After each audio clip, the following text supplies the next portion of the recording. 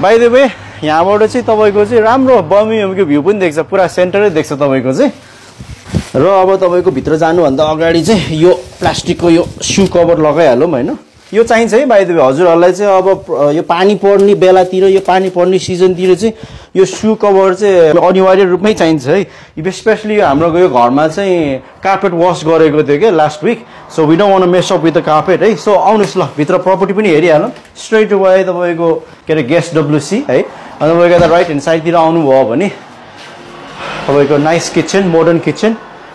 तपाईको सिंक छ यहाँनिर एउटा वाशिङ मेसिनहरु राखिन्छ ग्यास कुकर भइहाल्यो एक्सट्र्याक्टर फ्यान हैन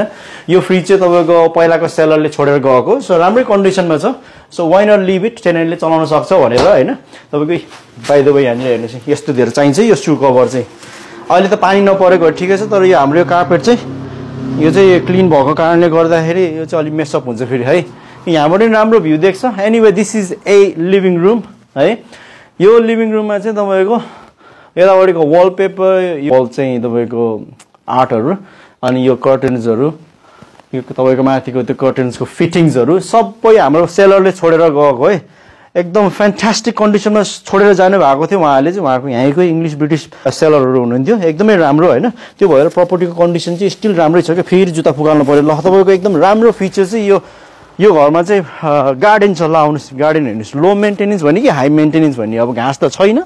but then again you lots of this plants के यहाँनिर है ल अब यतातिर आउनु भयो भने यहाँनिर चाहिँ हाम्रो यो आर्टिफिसियल ग्रास छ घाँस चाहिँ काट्न चाहिँ पर्दैन